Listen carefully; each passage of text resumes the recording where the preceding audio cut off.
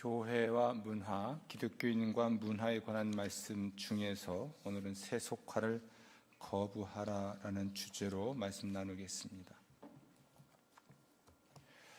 세속화라는 것은 세상에 동화되는 것을 말합니다. 세상에 동화돼서 정체성이라든지 삶의 방식이 세상과 같아지는 거죠. 생각하는 방식, 또 삶의 양식, 이런 것들이 세상과 전혀 구별되지 않은 것을 동화라고 합니다. 동화되지 않고는 세상살이가 참 어렵죠. 다른 사람과 같아지지 않으면 세상살이가 참 어렵습니다. 뭔가 좀 다르다 싶으면 요즘 말로 따를 당하잖아요. 다르다는 건 이상한 게 아닌데, 또는 다르다는 건 틀린 것도 아닌데, 다르다는 이유만으로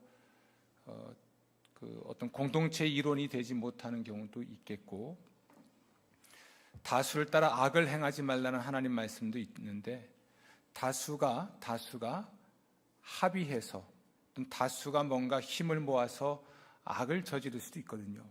이런 것에 대해서 저항을 하고 이런 것을 거부하게 되면 그 세상, 그 공동체에서 살아남기가 어렵죠. 우리가 세속화를 거부한다고 할 때 이 거부하는 행위는 가장 힘든 일일 수 있습니다. 차라리 수용하고, 세속화를 수용하고 동화되는 것은 쉬운 길이고요, 그걸 거부하는 건 어려운 길입니다. 예수님 말씀하신 대로 아마 이것은 좁은 문으로 들어가는 것이고 좁은 길을 걷는 것이 아닌가 싶습니다. 사실 예수님은 이 세상에 계셨지만 세상에 동화되지 않으셨어요. 그런데 세상을 사는 동안에 이상한 사람이 되시진 않았습니다. 이상한 사람이 아니에요. 오히려 예수님이 정상이셨고 비정상인 세상이 예수님을 미워했을 뿐이지 예수님이 이상한 분은 아니었던 거죠. 세상에 계셨지만 세상과는 좀 구별됐던, 아주 정확하게 구별되셨던 예수님, 그분이 우리에게 말씀하시기를 너희도 세상에 있지만 세상에 속하지 않았다라는 말로, 혹은 너희는 세상의 소금이고 세상의 빛이라는 말로 세상에 동화되기보단 세상을 변화 또는 변혁시킬 것을 당부하셨습니다. 오늘 저는 여러분에게 다니엘이라고 하는 인물을 소개할 겁니다. 우리가 너무 잘 알고 있는 인물이지만 또 어쩌면 모르는 인물이기도 하죠. 다니엘과 비슷한 유형의 사람이 성경에 있다면 그는 요셉이에요. 요셉은 형들에 의해서 노예로 팔려갔죠. 이집트로 팔려가서 노예였지만 나이 30살에 이집트, 그 당시 고대 근동의 패권국이었던 이집트의 2인자가 된 사람이죠. 그리고 이 다니엘은 바벨론 제국에 의하여 나라가 망한 후에 포로의 신분으로 끌려가서 그 제국의 2인자가 된 사람이에요. 이런 점이 요셉과 다니엘은 공통점이죠. 또 하나 공통점이 있습니다. 그것은 둘 모두 형통했다는 겁니다. 형통했다는 말은 잘 됐다는 이야기죠. 요즘 말로 성공했다는 이야기입니다. 다니엘서 1장 말씀 볼까요? 1장 21절. 다니엘은 고레스 왕 원년까지 있으니라. 아멘. 이게 조금 설명이 필요한 부분이죠. 고레스 왕은 페르시아 제국의 왕이에요. 고대 근동의 어떤 패권국의 변화를 좀 볼게요. 이집트, 성경은 애굽으로 되어 있죠. 그 다음에 우리가 익숙한 제국으로 이제 아시리아 또는 아수르가 등장하고요. 그리고 바벨론이 등장합니다. 바벨론 다음에 메데, 혹은 메데 바사 연합국이었고, 그 다음에 바사, 페르시아입니다. 그리고 이제 알렉산더 제국 왕에 의해서 건설된 헬라가 있고, 그 다음에 신약성서 시대인 로마 시대가 열리는 거죠. 이게 이제 고대 근동의 어떤 역사의 큰 그 제국의 변화인데요. 이 고레스 왕은 바사 제국의 왕이에요. 그리고 우리가 읽었던 1장 이야기는 바벨론 제국의 느부갓네살 왕 때의 일이고, 그 중간에 메대 왕이 다리오 왕입니다. 잠시 후에 살펴볼 다니엘서 6장은 다리오 왕 때 일인데, 이건 메대 바사 연합국인 거죠. 메대 바사 연합국이 바벨론을 멸망시키고 패권을 쥐었을 때입니다. 그 다음에 이제 페르시아가 메대를 흡수하면서 페르시아 제국이 형성되는데요. 이렇게 본다면 이 다니엘이라고 하는 사람은 바벨론 제국 때, 또 메대 제국 때, 그리고 페르시아 제국 때까지 형통한 사람이라는 이야기예요. 단순한 한 나라의 정권이 바뀐 게 아니라 패권국이 바뀌는 상황에서 그때도 여전히 모든 제국에서 중요한 인물로 중용이 됐다는 것이죠. 다니엘 6장 보겠습니다.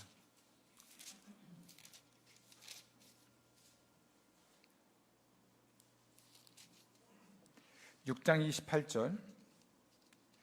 1장과 6장은 거의 같은 형태로 끝나는데요. 28절 읽어보겠습니다. 이 다니엘이 다리오 왕의 시대와 바사 사람 고레스 왕의 시대에 형통하였더라. 아멘. 다리오 왕은 이제 메대 시대의 왕이고요. 고레스는 바사 시대의 왕입니다. 이렇게 다니엘은 형통한 사람이에요. 자, 제국이 바뀌었다. 역사가 바뀐 거죠. 고대 근동의 역사가 바뀌고, 그 다음에 한 국가의 왕이 바뀌는, 왕권이 바뀌는 그런 격동기를 살아가면서도 바벨론 포로로 끌려왔던 전쟁 포로가 결국은 그 제국의 최상위층의 왕 다음 아마 2인자급의 권력과 부와 명성을 얻게 된 사람으로서 형통한 사람이죠. 이게 이제 요셉과 다니엘의 공통점입니다. 근데 세 번째 공통점이 있습니다. 이 두 사람의 공통점의 세 번째는 하나님을 경외하는 또는 신뢰하는 사람이었다는 겁니다. 요셉의 인생을 평가할 때 그가 형통했다는 평가를 받아요. 그런데 요셉이 형통했던 이유는 하나님이 함께 하셨기 때문입니다. 근데 다니엘도 마찬가지예요. 다니엘도 형통했는데 이것은 하나님의 은혜 때문이었던 겁니다. 아멘. 이런 점이 이 두 사람의 공통점이죠. 저는 여러분에게 오늘 세속화를 거부할 때 어떻게 될 것인지에 대해서 결론을 미리 말씀드렸어요. 세속화를 거부하는 건 어려운 일입니다. 어쩌면 생사를 걸어야 되는 것일 수도 있고, 자신의 모든 것을 걸어야 되는, 요즘 말로 도박에 가까운 일일 수 있습니다. 아니, 도박이죠, 사실은요.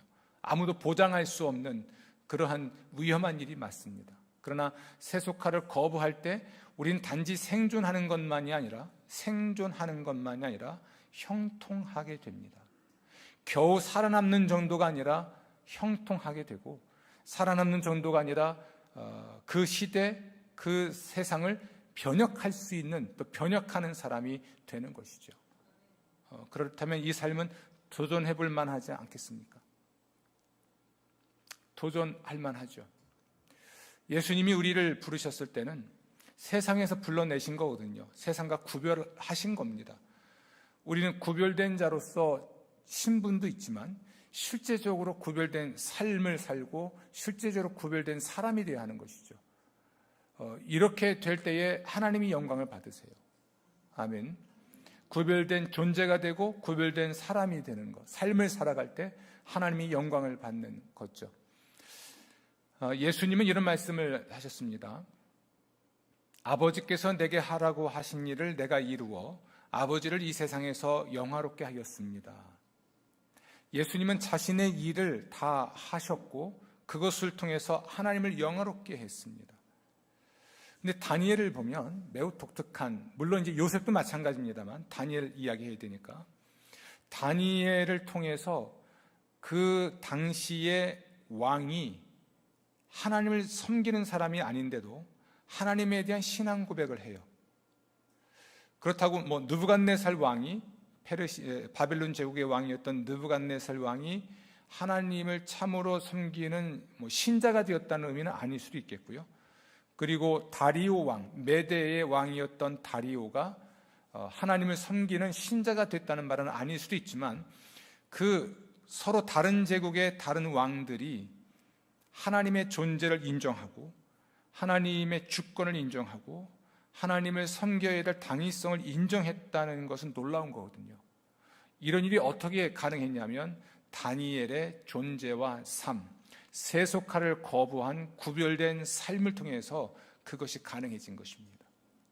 아멘. 이게 하나님께 영광을 돌리는 방식인 것이죠. 저는 여러분들이 형통하게 되면, 세속화를 거부하는 건 어렵고 위험하지만 이 삶은 우리가 당연히 해야 할 당위성이 있는 삶이고요, 이에 대한 결과가 또한 형통하게 되는 것이고, 나의 형통함을 통은 자체가 하나님의 은혜인 것도 분명하고요, 형통하게 됐을 때 하나님이 나를 통해 하나님이 영광을 받으시는 것이죠. 우리가 하나님께 영광을 돌리는 방식을 말씀드리는 겁니다. 세속화를 거부하라. 아멘. 그러면 하나님이 형통케 하시고 이를 통해서 하나님이 영광 받으시는 것이죠. 하나님이 영광 받으시고 나는 또한 형통하게 되고, 하지만 이 삶은 위험하다. 왜 위험하다 하냐면 모든 걸 걸어야 될 수 있기 때문에. 우린 세상에 있으나 세상에 속하지 않은 존재라서 세속화를 거부하게 되면 세상은 자신들의 이론이 되지 않은 것 때문에 우리를 거부하고 우리를 공격할 수 있습니다. 그래서 위험할 수 있지만 이 삶은 살아야 하는 것이고, 이 삶에 따른 보상이 충분하기 때문에 이 삶을 살아야 하겠죠. 아멘. 어떻게 하면 세속화를 거부할 수 있을까? 그 전에 우리 자신을 좀 점검해 볼 필요가 있습니다. 저를 좀 잠깐 소개할게요. 저는 예수를 믿지 않는 가정에서 태어났습니다. 저희 가정의 종교는 불교도 아닌 것이 불교이고 무속도 아닌 것이 무속이었습니다. 절에 다니시는 어머니는 때가 되면 저를 항상 절로 데려가셨는데 절로 갔어요. 제가 그래서 또 때가 되면 길 입구 사거리, 동네 입구 사거리에 떡을 해놓고 시루떡 해놓고 빌었습니다. 이 불교에 없는 거죠. 이건 무속인 것이고, 또 절에 갈 때는 제가 불교 신자고 그렇지 않을 때는 무속 신자인 것처럼 보이기도 하죠. 동네에서 옛날에는 무당들이 구슬 많이 했습니다. 저희 앞에 집에는 그 구슬하는 무당이 살고 있었는데요. 구슬할 때면 저희 어머니가 가가지고 관람을 하십니다. 그리고 뭔가 특별한 은혜를 받기 위해서인지 뭔가 매우 특별한 행동을 하곤 했죠.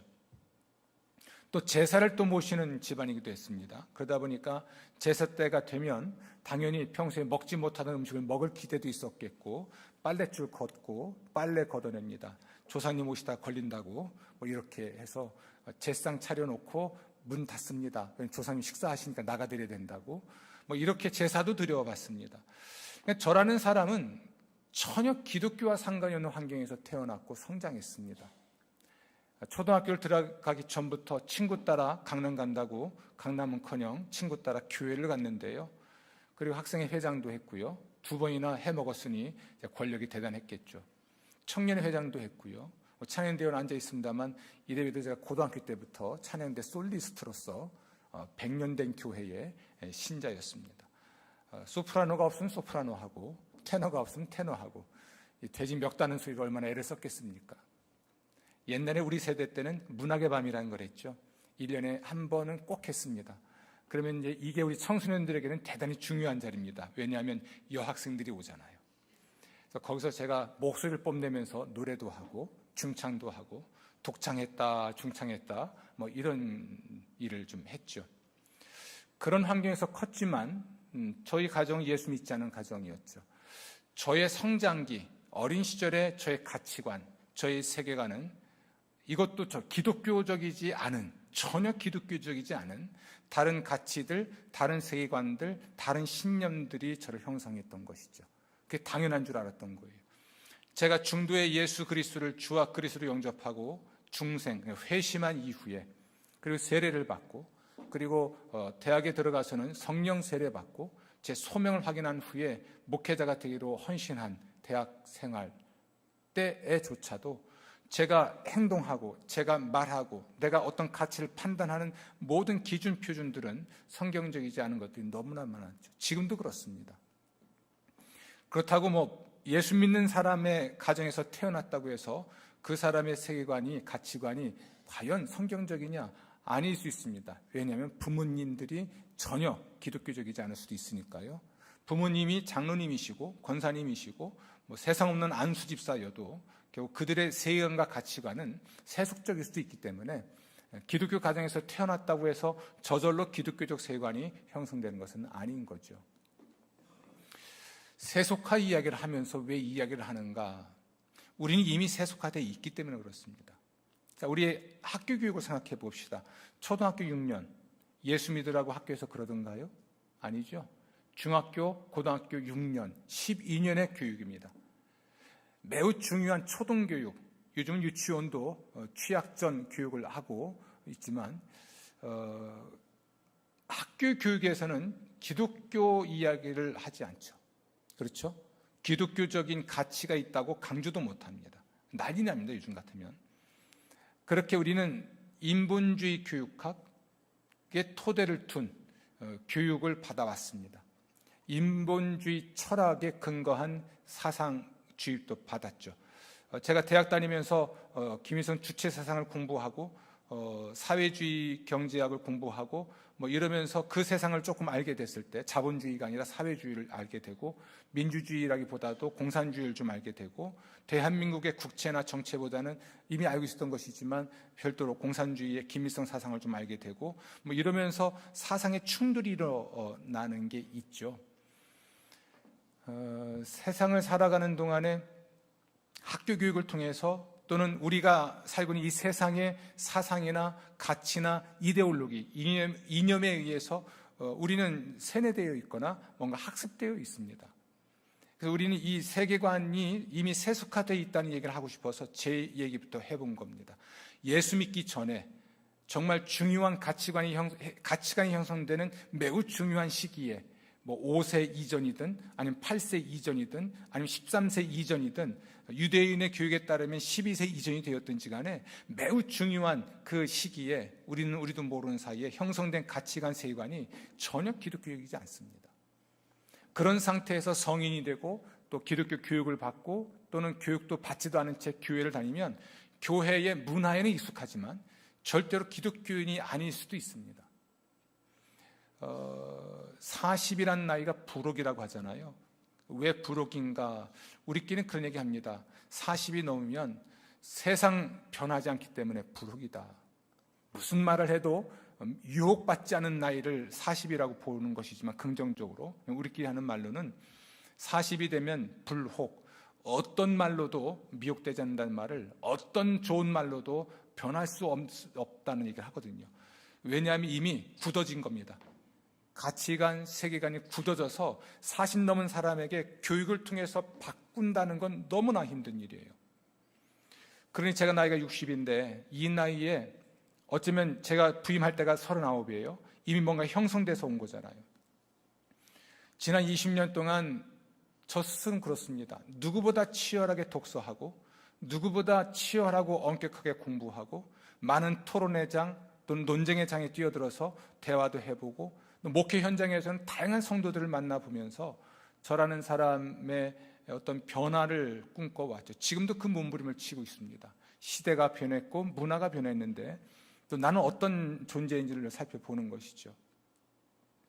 여러분, 세속화를 거부해야 한다는 말을 하고 있지만 이미 우리는 세속화되어 있고 세속화된 우리가 뭔가 변해야 된다는 얘기를 하고 싶은 것 같아요. 저는 거부해야 되는 건 맞지만 이미 세속화된 나로부터 이 세속의 때를 벗겨내야 됩니다.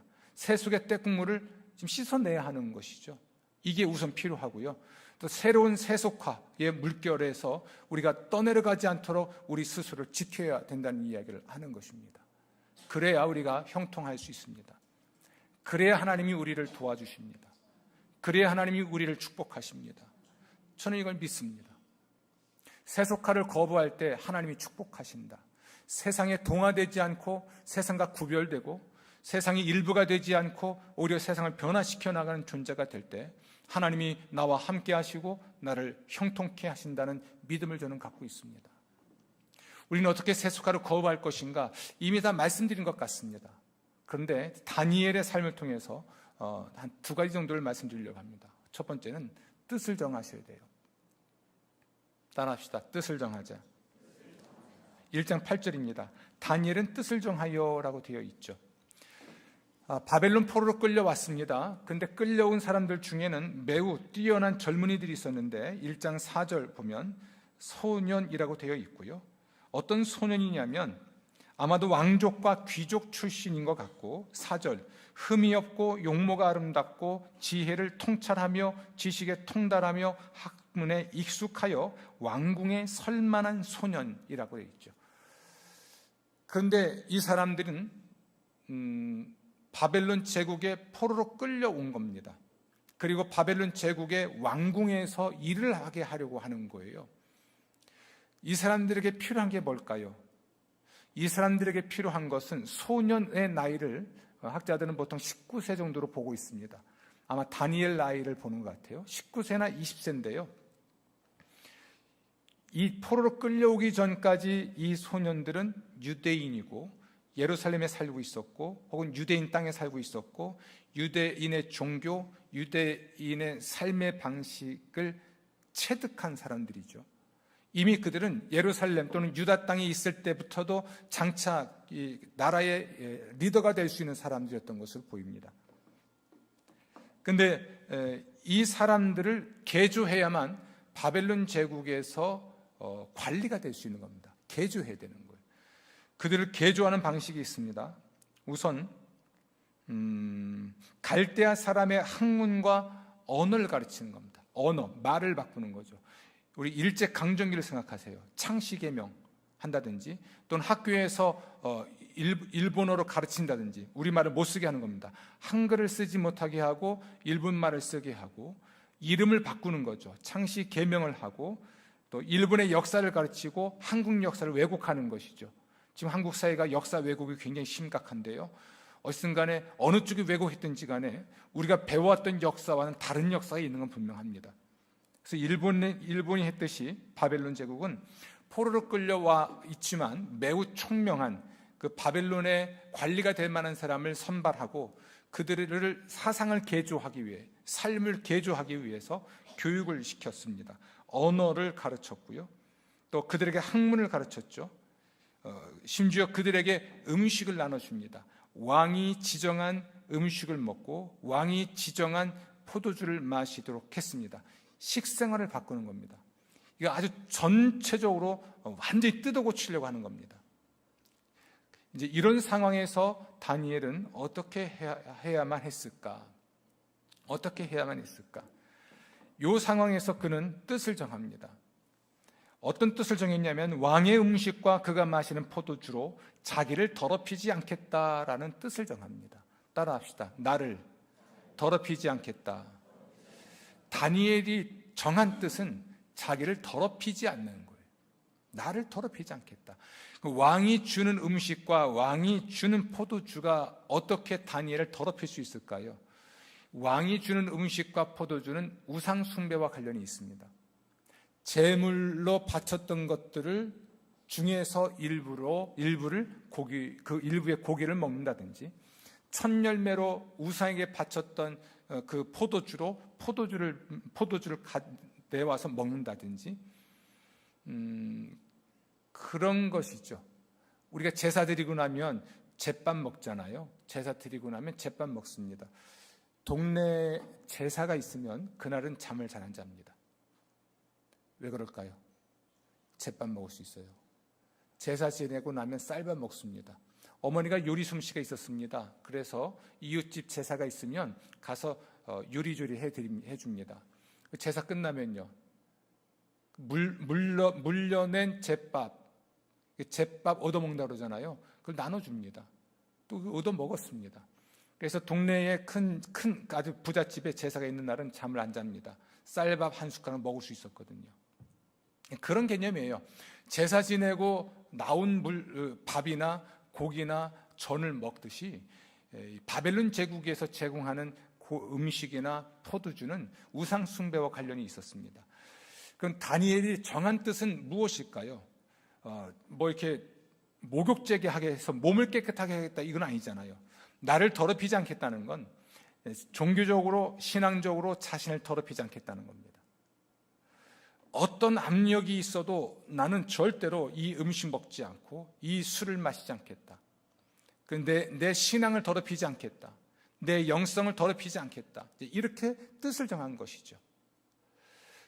다니엘이 뜻을 정했기 때문에, 그리고 정한 뜻대로 실천했기 때문에 그는 어떤 유혹이든 어떤 협박이든 견뎌내면서 신앙의 절개를, 신앙의 정절을 지킬 수 있었던 것입니다. 우리는 뜻을 정해도 어려운 일이 이 일이에요. 근데 우리는 뜻도 정하지 않습니다. 바람 불면 바람 부는 대로, 파도가 오면 파도가 밀려오는 대로, 그냥 그렇게 자신을 세상에 내맡기는 삶을 살 수 있습니다. 세상이 압력을 가하면 압력 가하는 대로 떠밀려 가는 거죠. 이게 처세에 능한 것일 수도 있겠으나 처세에 능한 사람이 형통할 수는 없습니다. 하나님께서 형통케 하시지 않습니다. 저와 여러분은 뜻을 정해야 돼요. 내 신앙을 더럽히지 않겠다. 내 마음을 더럽히지 않겠다. 내 영성을 더럽히지 않겠다. 이 뜻을 정하시고 정한 뜻대로 실천하는 여러분 되시기를 주의 이름으로 축원합니다. 다니엘을 볼게요. 뜻을 정했습니다. 뜻을 정했으면 이제 실행해야 되잖아요. 그래서 환관장이라는 사람을 찾아가서 부탁을 합니다. 이런 얘기일 것 같아요. 나는 유대인으로서 유대교의 하나님을 섬깁니다. 이 음식을 먹고 이 술을 마실 때 이건 하나님을 섬기는 사람이 할 수 없는 일입니다. 따라서 이 음식과 이 술을 마시지 않게 해 주십시오. 이렇게 부탁한 것으로 보입니다. 감히 포로로 끌려온 주제에 이런 도전을 할 수 있다는 것이 놀랍지 않습니까? 이 용기가 어디서 나왔을까요? 뜻을 정한 것도 놀랍지만 자신들을 돌보고 있는 환관장을 찾아가서 감히 이런 이야기를 할 수 있는 용기가 어디서 나온 걸까요? 그의 뜻이, 그의 의지가 얼마나 확고합니까? 이건 목숨 걸고 하는 겁니다. 이래봬도 다니엘은 선발된 사람이잖아요. 포로로 끌려온 그 많은 소년들 중에서 또 왕궁에서 왕을 섬길 수 있는, 관원이 될 수 있는 기회를 지금 얻은 거예요. 기회를 얻었으면 우리 인터뷰 잘해야 되잖아요. 그렇게 해도 부족한데 지금 왕의 음식과 왕의 포도주, 왕이 하사한 것을 거절하겠다는 겁니다. 이유는 단순해요. 이걸 먹고 마심으로써 나를 더럽힐 수 없습니다. 난 유대교 신자고 유대교의 하나님을 섬기는 자로서 이 음식은 먹을 수 없습니다. 거절하는 것이죠. 마치 목사가 또 우리 기독교인들이 술을 거부하고 담배를 거부하는 것 같습니다. 제사를 지내지 않겠다고 거부해서 한국 사회에서도 많은 사람이 순교를 했지 않습니까? 어쨌든 이런 걸 거부하는 행위를 할 수 있는 용기가 어디서 비롯되었을까? 잠시 후에 또 말씀드리겠습니다. 어쨌든 용기 있게 제안을 합니다. 그런데 9절, 하나님이 다니엘로 하여금 환관장에게 은혜와 긍휼을 얻게 하신지라. 이게 어떤 은혜였을까? 어떤 긍휼이었을까? 좀 생각해 봤습니다. 내용으로 보면 이 환관장은 상당히 두려워했던 것으로 보입니다. 10절, 환관장이 다니엘에게 이르되 내가 내 주 왕을 두려워하노라. 그가 너희 먹을 것과 마실 것을 지정하셨거늘 너희의 얼굴이 어떻게 하여 초췌하여 같은 또래의 소년들만 못한 것을 그가 보게 할 것이 무엇이냐. 그렇게 되면 너희 때문에 내 머리가 왕 앞에서 위태롭게 되리라 하니라. 완곡하게 거절한 듯이 보입니다. 그러나 이 일로 인해서 다니엘을 해코지하지 않았다는 면에서 어쩌면 다니엘은 은혜를 입은 것으로 보여요. 다니엘은 포기하지 않습니다. 이 말을 듣고 11절, 환관장이 다니엘과 하나냐와 미사엘과 아사랴, 유대인이에요. 이들을 감독하게 한 자에게 다니엘이 말합니다. 자, 여러분, 다니엘이 환관장을 만났죠. 그리고 자신의 상황을 얘기했어요. 그런데 환관장이 머뭇거립니다. 두려워합니다. 그래서 어떤 것을 했는지 환관장이 지시했는지는 모르나 감독자가 세워집니다. 예의주시하라는 것이죠. 그래서 감독자에게 다니엘이 다시 한번 말을 합니다. 열흘만 시간 주십시오. 열흘만 한번 해봅시다. 열흘 동안 왕의 음식과 포도주를 마시지 않겠습니다. 그리고 그때 내가 초췌하면 먹을게요 라고 말하지 않았을까 싶어요. 감독자에게 말을 했고, 감독자가 이 환관장보다는 용기 있었던 것 같아요. 그래? 그러면 한번 해보자. 위험한 일이었지만 결국 허락을 받고 열흘 동안의 채식을 합니다. 하긴 채식하면 얼굴 빛나더라고요. 살도 빠지죠. 그리고 탄수화물 끊죠. 사실은 모르지만 채식했다는 말에 고기 안 먹죠. 대체로 탄수화물 끊고 고기 안 먹고 채식만 하면 열흘쯤 지나면 얼굴이 빛이 좀 나죠. 한 3일 지나면 초췌하지만 열흘쯤 지나면 빛이 나는 것 같아요. 이건 채식의 중요성을 말하는 게 아니에요. 열흘 지났을 때 그의 얼굴이 어찌 됐습니까? 네, 그렇죠. 15절. 그들의 얼굴이 더욱 아름답고 살이 더욱 윤택하여 왕의 음식을 먹는 다른 소년들보다 더 좋아 보였습니다. 아멘. 그래서 왕의 음식을 먹지 않을 자유를 얻죠. 따라합시다. 도전하지 않고 얻을 수 있는 자유는 없다. 그렇습니다. 뜻을 정했죠. 그리고 도전합니다. 안 될 일을 도전하는 것이죠. 그리고 하나님이 환관장과 환관장 밑에 있는 감독자를 통해서 은혜를 베푸십니다. 여기서 거부한다고 할 때는 왕의 음식과 포도주를 거부한다는 것은 이 환관장의 말 속에 담긴 의미가 있어요.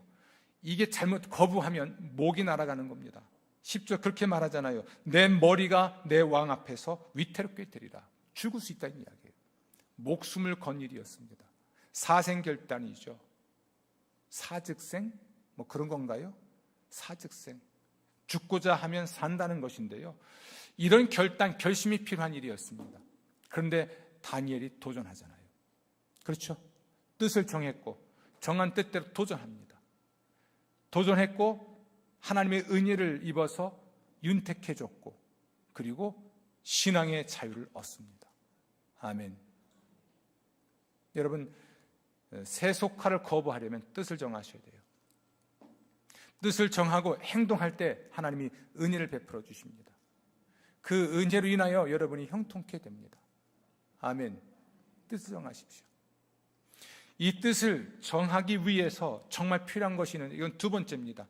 형통하게 되기 위해서 또는 세속화를 거부하기 위해서 필요한 것이 있는데 하나님을 신뢰하는 것입니다.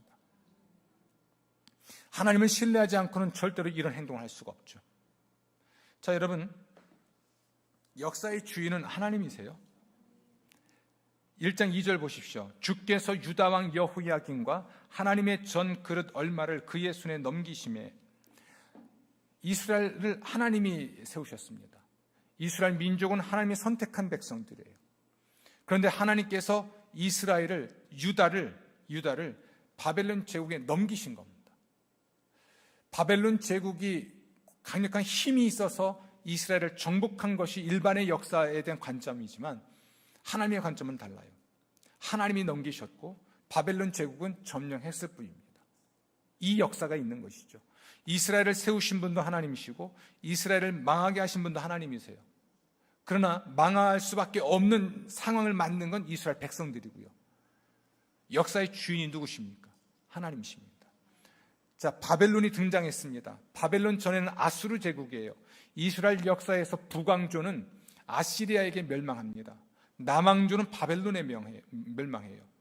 패권국이 바뀌었죠. 그 이전에는 이집트가, 그 다음에는 아시리아가, 그 다음에는 바벨론 이 다니엘 때, 그 다음에 메데바사가, 그 다음에 페르시아가, 그 다음에 헬라 문화가 이렇게 역사가 바뀌어 가고 있는 거잖아요.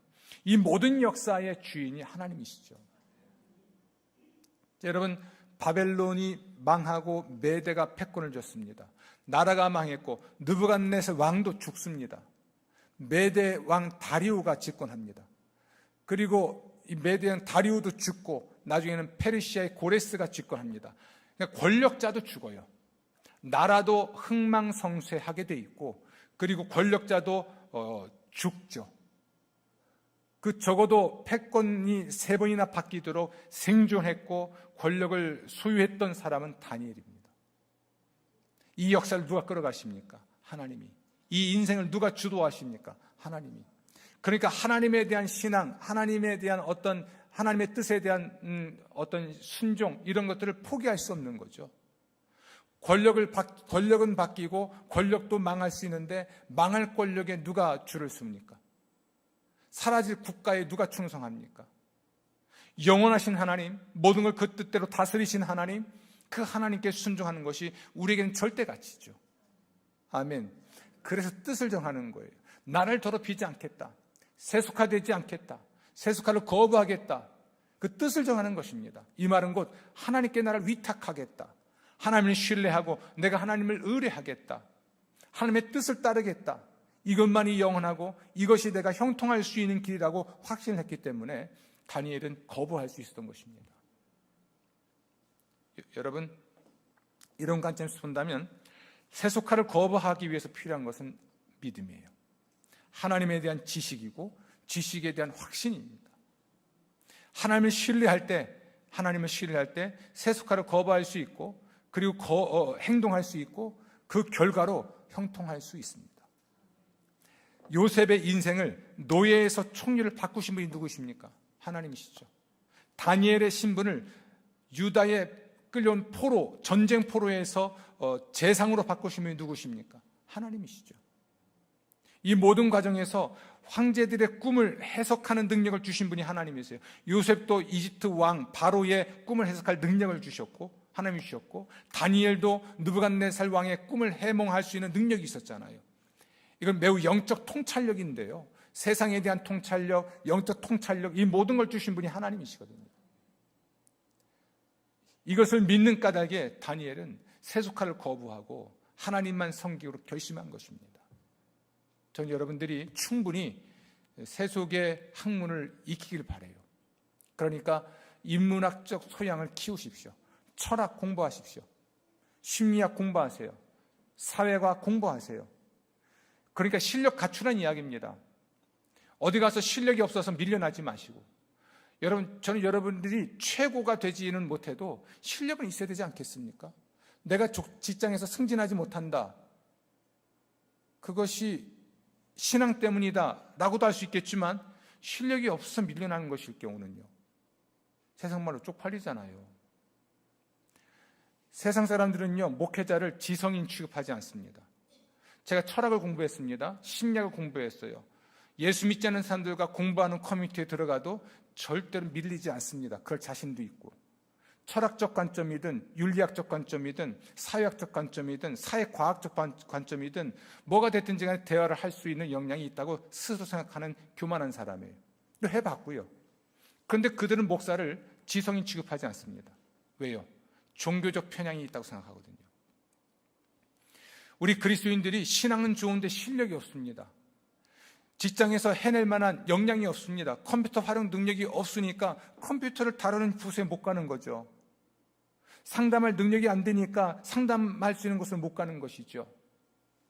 정책을 개발하고 또 연구하고 그걸 종합하고 할 수 있는 역량이 안 되니까 기획정무실 같은 데를 못 가는 거죠. 왜 기획실을 왜 못 갑니까? 그 역량이 안 되니까. 실력 키우셔야 돼요.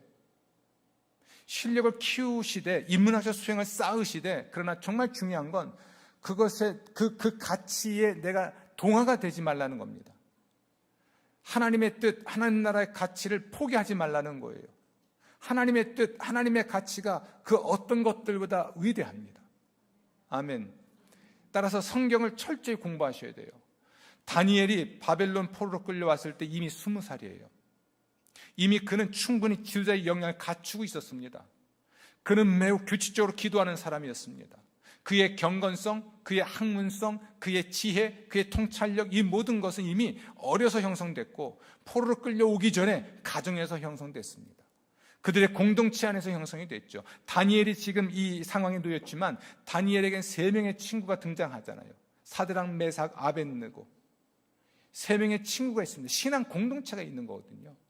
신앙 공동체 안에서 가정, 신앙 공동체, 그 두 개의 공동체 안에서 하나님 나라의 가치를 충분히 배웠고 체득, 삶으로 익혀서 자기의 것이 된 사람이 다니엘이에요. 그렇기 때문에 세속 학문을 접하더라도 분별이 생기는 겁니다. 하나님의 뜻과 어긋난 것이 무엇인지를 알 수 있는 통찰력이 있는 거죠. 교회에서의 교리 교육이 더 철저하고 성경 교육이 철저해야 될 이유가 거기에 있는 것이죠. 이야기를 마무리하겠습니다. 성도 여러분, 세속화를 거부할 때 하나님이 책임지시고 형통케 하십니다. 이건 진실입니다. 그리고 하나님의 원리고 진리입니다. 세속화를 거부하는 건 위험한 일입니다. 모든 걸 걸어야 되기 때문에, 때로는 소외될 것도 각오해야 되니까, 사자굴에 들어가든 불구덩이에 던져지든 굉장히 위험할 수도 있는 일입니다. 모든 걸 걸어야 돼요. 그러나 해야 하고 해볼 만한 가치가 있습니다. 하나님은 그 모든 상황 속에서 세속화를 거부하기 때문에 겪을 수 있는 모든 소외와 모든 불이익과 모든 아픔에서 함께 하시고 반드시 구원해 주십니다. 사자굴에서 건져내셨듯이, 다니엘의 세 친구를 불구덩이에서 건져내셨듯이, 사도 바울을 지중해 한가운데서 살려내셨듯이 반드시 함께 하시고 함께 하실 뿐 아니라 구원해 내십니다. 다니엘을 제국이 바뀔 때마다 유력한 인물로 만드셨듯이, 요셉을 노예에서 총리로 만드셨듯이 반드시 이기게 하십니다. 승리하게 하십니다. 뜻을 정하시고 도전하시고 하나님을 신뢰하십시오. 형통케 될 것입니다.